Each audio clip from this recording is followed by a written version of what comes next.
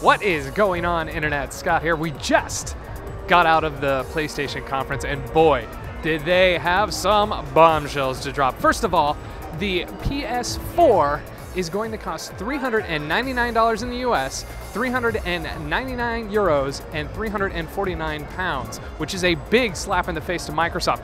At $399. Also, guess what? We got to see what the PS4 looks like. It kind of looks like a parallelogram, or an Xbox One where it's kind of split down the middle, shiny on one side and matte finish on the other. But it can stand vertical and horizontal, and the blue light from the old PS2 days, the blue color scheme, it's returned. So it's kind of cool. It's really cool looking, actually. I like the design a lot.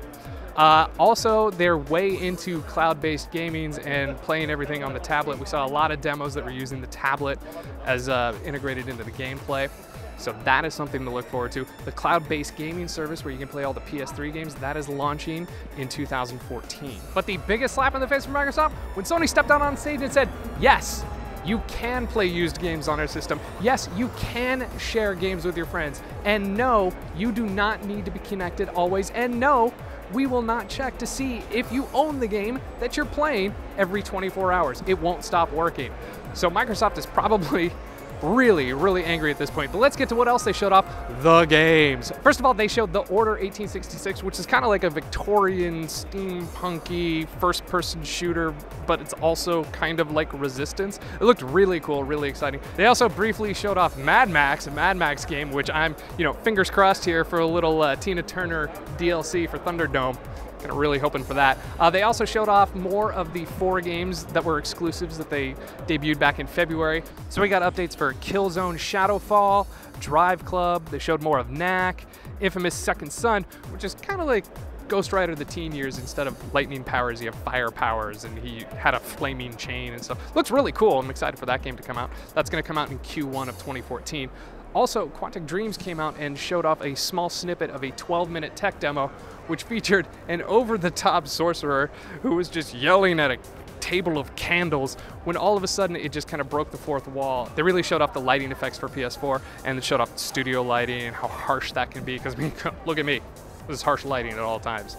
And they can pull that off on the PS4, which is great. But it's more of a tech demo, so you're probably not going to be seeing games that look quite this good right out the gate, but you will in a couple of years. Then Sony came out and said, hey, indie developers, we love you, and showed off a ton of indie games. Let's kick it off right now. They showed off Transistor from Supergiant Games, which is kind of a top-down, side-scrolling adventure game.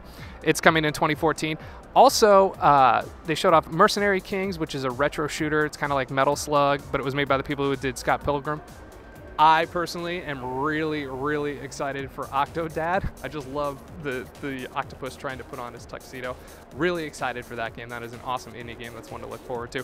They also showed off Secret Ponchos, Raise the Dead, Outcast, which is a first-person shooter survival horror game, and Odd World Inhabitants. I was really excited for that because I'm a big Odd World fan. So that's all coming. That's all going to be coming on PS4. Best of all, indie developers can self-publish on PS4, which is really exciting. They also showed off more of Assassin's Creed Black Flag, which is, if you ever wanted a Pirates of the Caribbean game, this is for you. And then Square Enix came out and showed off Final Fantasy 15 and Kingdom Hearts 3. So if you really like all of those Square Enix Final Fantasy games, you're gonna love the PS4. Also, just like you saw at Ubisoft earlier today, they showed off way more Watch Dogs, which you can hack everything in the city, but I do take umbrage with this. Stealing that guy's cell phone was not hacking. You were just being mean. That was a dick move. Also, Bungie came out, showed off more of Destiny, which is really cool looking. Basically, it's a post-apocalyptic world where everyone kind of looks like Boba Fett and rides around on speeder bikes. But if you love Halo, you love first-person shooters, Bungie knows what they're doing, and they are clearly not missing a step with their next IP. And because it's Sony, they still showed off some PS3 games and Vita games like Batman Arkham Origins, which actually I got really excited for. The Adam West Batman DLC. Can't wait for that. Also Nightfall. They also showed more from Beyond Two Souls, a little bit of Gran Turismo 6, and they talked about a brand new Grand Theft Auto 5 bundle.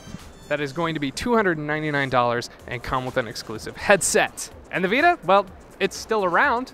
They talked about the 125 titles that are available in addition to the ones that are coming, such as Counter-Spy, Doki Doki Universe, Killzone Mercenary, and Tearaway, which Tearaway looks really, really awesome. I think that's the, if you don't have a Vita yet, I think Tearaway is gonna be the game to pick up. And PS Plus owners, your membership will carry over to the PS4, so you have nothing to worry about. So much news coming out here. I think the biggest thing of all is you can play used games. It's $3.99. Microsoft is really, really gotta be worried right now. So, that about wraps up everything that we saw here at PlayStation today. If you liked what you saw, leave a comment down below, or better yet, subscribe to the channel. For TFN, I'm Scott Bromley saying I gotta go to bed because I gotta be up really early tomorrow and cover more of this. It's really fun.